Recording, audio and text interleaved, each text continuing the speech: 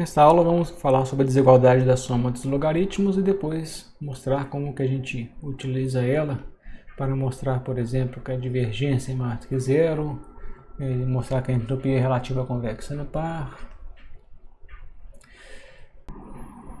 Então a desigualdade da soma dos logaritmos diz o seguinte: dados A1 a n e B1 a n, onde os A's e os B's são todos maiores ou iguais que zero, a gente tem que os somatórios dos AIs log AI sobre BI é maior ou igual que o somatório dos AIs vezes o log dos somatórios dos AIs dividido pelo somatório dos BIs. E com igualdade, se e somente se o AI sobre BI for igual a constante. Bem, a gente vai utilizar que a função t log t, né, ou x log x, né, que é uma função extremamente convexa. Então tem aí a derivada segunda dela é maior do que zero, né, e a gente viu que quando a derivada segunda é maior do que zero, a função é convexa. Então a demonstração, dada uma função f que é convexa, a gente pode aplicar a desigualdade de Jensen, que fala que o valor esperado, né, do f é maior ou igual que o f do valor esperado. Então nós estamos utilizando aqui, né, esses alfas aqui como sendo, né, funcionando como uma distribuição. Aí a função x log x é uma função que é estritamente convexa, como a gente acabou de mostrar, né? E aí vamos tratar, né, chamar aquele alfa, vamos usar como sendo esse aqui. Então o alfa cada alfa i é um BI dividido pelo somatório dos BIs, e vamos chamar de TI o AI sobre BI.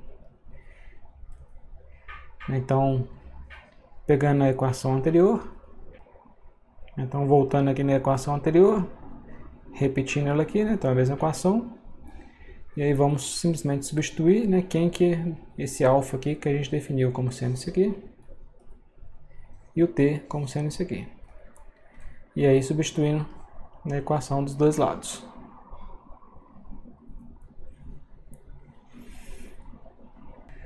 Então aqui na transparência seguinte, estamos aqui simplesmente repetindo a equação anterior. O que a gente pode fazer agora? Aqui a gente tem aqui o somatório em J, né? Então esse somatório é constante com relação a I, a gente pode tirar, né, colocar em evidência e tirar do somatório. Então ficou esse termo aqui no somatório, onde a gente está utilizando quem que é o f. A nossa função f, que a gente definiu aqui, né, como x log x. Então usando o f é o x log x, então, onde o x aqui é esse cara. Então fica o x log x. Então, tá aqui. E do outro lado, a gente pode cancelar os BIs. Então agora fica o somatório de AI sobre o somatório dos BJs, né? E a gente pode agora utilizar também, né, quem que é o f, que é o x log x. Então utilizando que o f é o x log x, então fica o x log do x. Agora a gente pode ver que esse termo é igual dos dois lados, então a gente pode cancelar eles. E aqui a gente pode cancelar os BIs também. Então fica o somatório de AI sobre log de AI sobre BI maior ou igual que o somatório dos AIs log dos somatórios dos AIs sobre os somatórios dos BIs, BJs. Onde então a gente está simplesmente reconhecendo, né, que o J é constante em relação ao I, né? Então a gente pode colocar em evidência e escrever dessa forma. Então essa equação que a gente chegou no final é o que a gente queria mostrar, que é a chamada desigualdade da soma dos logaritmos. Bem, a gente pode utilizar essa desigualdade para mostrar que a divergência é maior ou igual que zero. Então escrevendo aí, né, a definição de divergência, e a gente pode reconhecer isso como sendo um somatório, né, daquele tipo que está aqui na desigualdade da soma dos logaritmos, né? Então a gente substitui, né, os AIs ali e os BIs, né, como sendo os P e os Q, né? Então o somatório P log P sobre Q é maior ou igual que o somatório de P, log do somatório de P sobre o somatório de Q. E os somatórios dos P's e Q's é tudo 1. Então, no final das contas, esse aqui chega a 1 log de 1, que é 0. Então, dá 0. Então, a divergência de P e Q é maior ou igual que 0. A gente pode usar a desigualdade da soma dos logaritmos também para mostrar que a entropia relativa é convexa no par. Então, seja P1, Q1 e P2, Q2, dois pares de funções de mais probabilidades. Então, a divergência nessa combinação, né, de P1 e P2, com essa combinação de Q1 e Q2, é menor ou igual que lambda, essa é a combinação, né, do divergência de P1 e Q1 e P2 e Q2. Então, essa desigualdade aqui então estaria mostrando que a divergência aqui é convexa, né, quando a gente considera o par de distribuições P1, Q1, P2, Q2. Para fazer a demonstração, a gente pode então simplesmente escrever a definição, né? Então, o que é a divergência? Então, a divergência é o somatório, né, de uma distribuição vezes log dessa distribuição dividida pela outra distribuição. Então, é o que está aqui na equação 143. E observar que cada termo do somatório é algo desse tipo aqui. Cada termo do somatório, onde a gente tem aqui, então é um somatório, né, é um somatório de dois termos, no caso, né, só dois termos. Então, um somatório de dois termos, então como se fosse um A1 mais um A2, né? E aqui a gente tem o A1 mais A2 e aqui o B1 mais B2. Então a gente pode escrever isso aí como sendo um somatório de A1 sobre log do somatório de A sobre somatório de B. E aí utilizar a desigualdade da soma dos logaritmos, né? Então a desigualdade da soma dos logaritmos nos fala que isso aqui ocorre. Só que o nosso somatório só tem dois termos, então ficam só dois termos aqui, né? Já que a gente tem só dois termos aqui nesses somatórios, então aqui também ficam sendo apenas só os dois termos, né? Só os termos com A1 e com A1 e B1 e A2 e B2. Onde no caso, né, o nosso A e B são esses caras que estão aqui, né? A gente definiu aqui, né, o lambda P1 menos lambda P2, né?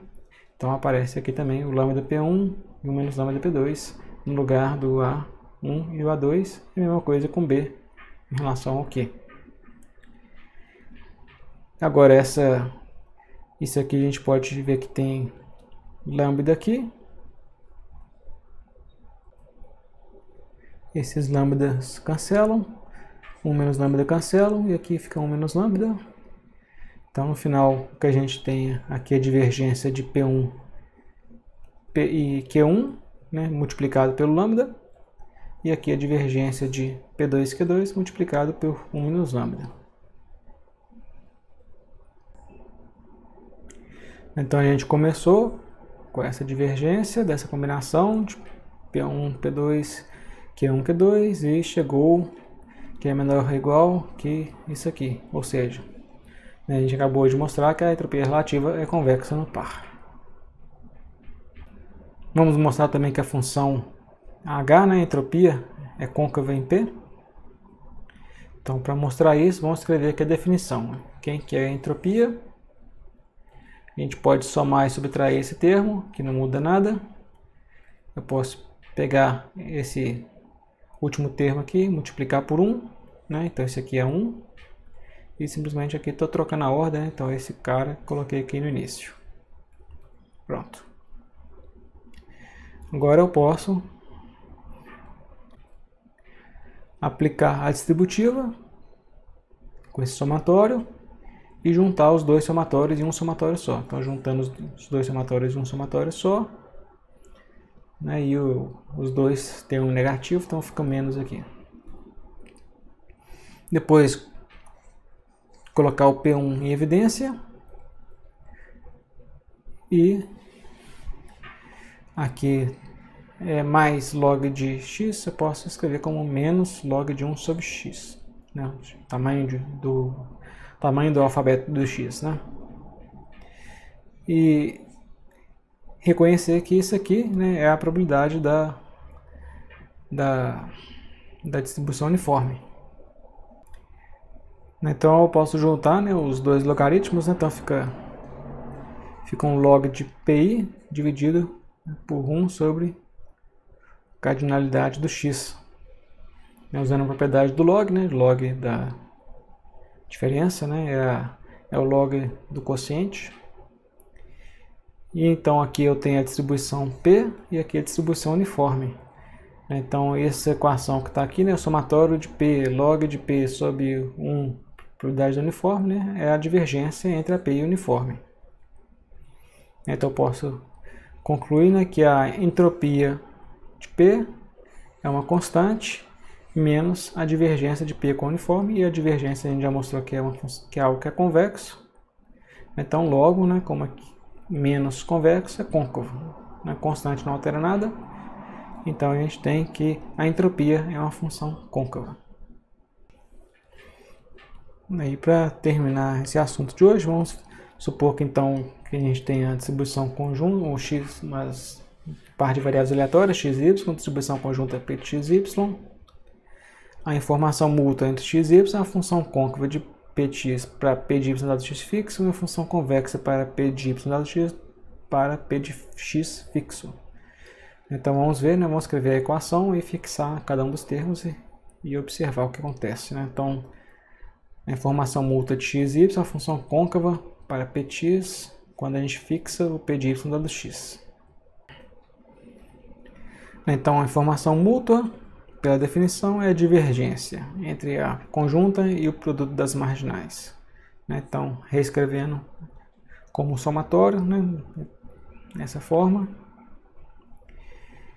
E agora, né, vamos substituir, né, o p de y dado x por p de x vezes p de y dado x. E mesma coisa aqui, né? Conjunta vira p de y dado x vezes p de x. O p de y, né, a gente pode reescrever ele como sendo, né, a marginal. Então, é o somatório, né, em x do p de xy. Então, p de y é o somatório em x, né, de p de xy. Onde o p de xy a gente pode substituir, né, como sendo p de y dado x vezes p de x. Então fica esse somatório em x aqui, que é o que está aqui. Então, se a gente fixar, né, o p de y dado x, considerando ele sendo constante, então aqui está repetindo a mesma equação aqui embaixo. Então significa que esse termo é constante e esse termo é constante. Então a gente pode falar que a informação mútua agora, xy, é uma função do p de x. Então por isso estou colocando o p de x aqui embaixo. Já que a gente fixou, né, o p de y dado x, então agora a informação mútua é uma função do p de x. Então aí repetindo a equação, e vamos utilizar a propriedade da convexidade da divergência, que a gente viu que a divergência vai ser convexa no par. Então se eu pegar, né, uma combinação linear, né, uma combinação de distribuições P1 e P2, a informação mútua xy com essa distribuição, com essa combinação de P1 e P2 é maior ou igual, né, por ser convexo, né, maior ou igual do que lambda, informação de xy com a distribuição P1 mais ou menos lambda, a informação de xy considerando a distribuição P2. Então a informação mútua é a função convexa de p de x, né, quando a gente considera o p de y dado x fixo. E a gente pode fazer a mesma análise, né, se a gente considerar, né, o p de x fixo. Então, se a gente considerar o p de x fixo naquela equação, então esses termos ficam sendo fixos. E aí a informação mútua fica sendo uma função de p de y dado x. E também utilizando a propriedade da convexidade, da divergência de Kullback-Leibler, a gente mostra também que a informação mútua vai ser uma função côncava, né, quando a gente fixou agora o p de x. Né? Então, essa é a função de côncava, o p de y dado x.